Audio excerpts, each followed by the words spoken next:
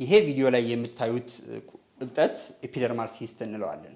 ኤፒደርማል ሲስት የሚፈጠረው የላይኛው የቆዳ ክፍል ኤፒደርሚስ ወደ ታችኛው የቆዳ ክፍል ደርሚስ በተለያዩ አማካኝቶች ሲገቡና እነዛ የገቡት የቆዳ ሴሎች ኬራቲን የሚባል ፕሮቲን እያመረቱ ከረጢት ፈጥረው ሲከማቹ የሚፈጠር ነገር ነው። ልክ ይሄ ለየት እንደሚያደርገው በእጃችሁ ህመም የለውም በራሱ በእጃችሁ ስነኩት እንደዚህ የሚንቀሳቀስ ወይም ሞባይል የሆነ ነገር ነው።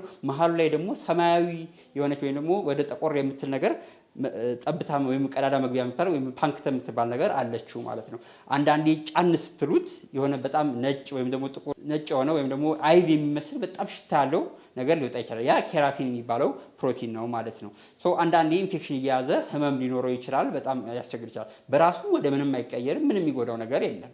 ግን አንደኛ ይሄ ነገር በመርፌም በምንም ብለን ብናወጣው ወይም ደግሞ ጫና አድርገን ብናወጣው አንደኛ ወደ ስር እየገባ እየሰፋ ሊሄድ ስለሚችል፣ ሁለተኛ ነገር ደግሞ አሁንም ቢወጣም መልሶ ከነቀረጢቱ ካልወጣ እየሰፋ ሊሄድ ስለሚችል መታከም አለበት ማለት ነው። ያው ህክምና ኦፕሽኖቹ ያው ሰርጀሪ ነው። ለዚህ ሌላ ኦፕሽን የለውም ማለት ሰርጀሪ ሲሰራ ግን ጀስት እንትኑን ብቻ ውስጥ ያለው ነገር ኬራቲኑን ብቻ ማውጣት ሳይሆን ሙሉ ለሙሉ ከነቀረጢቱ መውጣት አለበት ማለት ከነቀረጢቱ ካልወጣ ነው ይሄ ነገር ይመለሳል ማለት ነው።